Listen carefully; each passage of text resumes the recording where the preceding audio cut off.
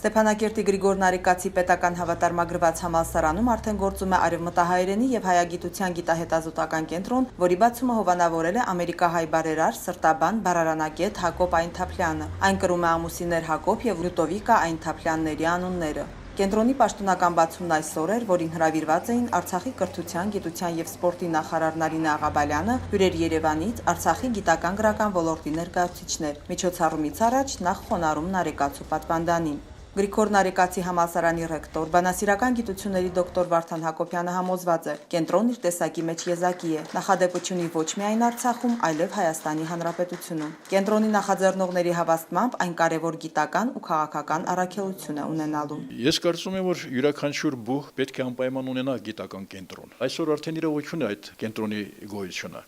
Մեր խնդիրը կայանում է նրանում, որպեսզի մենք կարողանանք մեր լեզուները երկու արևմտահայերեն եւ արևելահայերենը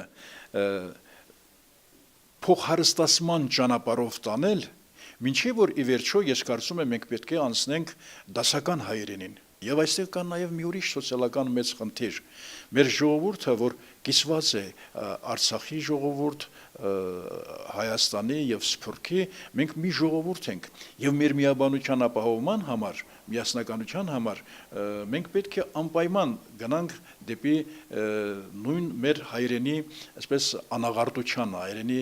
այսպես մաքրության։ Դրա համար համալսարանը լավ ներուժ ունի։ Պակասը կլրացնեն արտասահմանից ու Հայաստանից հրավիրված լավագույն մասնագետներով։ Այդ համատեքստում արդեն առկա են առաջին պայմանավորվածությունները։ Կենտրոնն ուզում ենք դարձնել իսկական գիտության հետազոտական կենտրոն։ Մենք Արցախում ունենք լավ ներուժ։ Պայմանավորվել ենք սեպտեմբերին արդեն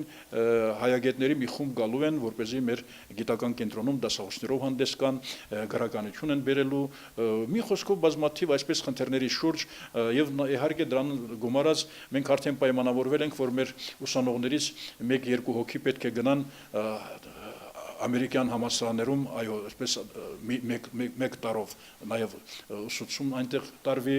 եւ փոխադարձ ձևով մենք պետք է նրանց ուսանողներից ընդունենք։ Մի խոսքով այս բուհերի, արշնակակ բուհերի հետ համագործակցությունը ես կարծում եմ շատ մեծ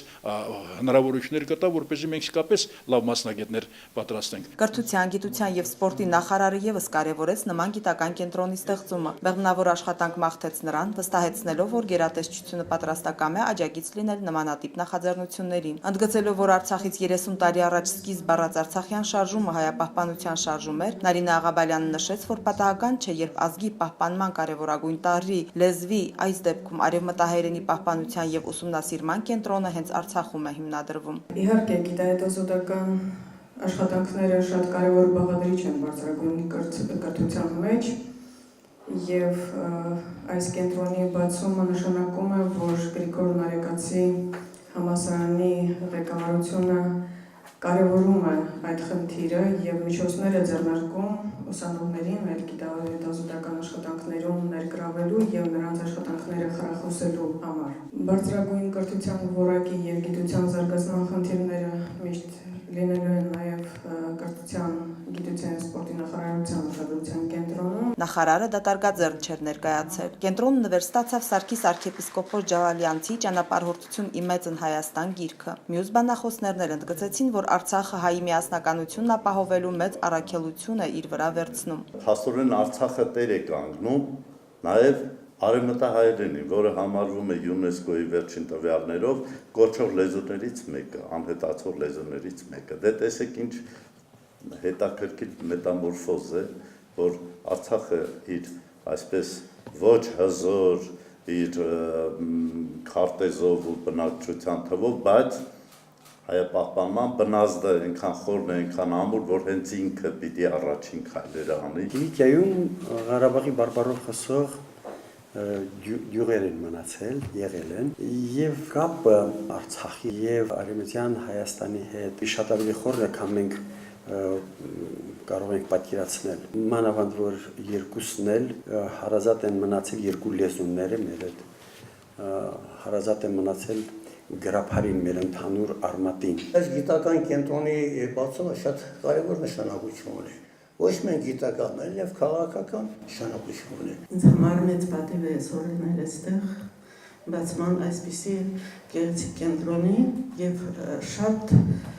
մեծ դեր խաղացող կենտրոնի։ Ներկաներին ողջունել է նաև կենտրոնի հովանավորը, կարևորել մեկ միասնական ազգին, մեկ միասնական լեզու, դասական ուղղագրություն եւ մաքրազատված բառապաշար ունենալու գաղափարը։ Կենտրոնում արդեն 3 ամիս է, ինչ անվճար հիմունքներով անցկացվում են դասընթացներ, որոնցում ներգրավված են ինչպես ուսանողներ այլ բուհերից եւ ոչ միայն բանասիրական ֆակուլտետից, այլև ավագ դպրոցի աշակերտներ։ Դասընթացները տարվում են 5 առարկաներից՝ գրափար, արևմտահայերեն, արևմտահայ գրականություն, հայկական հարցի պատմություն եւ սփյուռքահայ գրականություն։ Այստեղ կարճ ժամանակահատվածում ստեղծել են որակյալ ուսուցում ստանալու բոլոր պայմանները։ Կենտրոնն ապահովված է անհրաժեշտ ուսումնական ծրագրերով, դասագրքերով ու սարքավորումներով։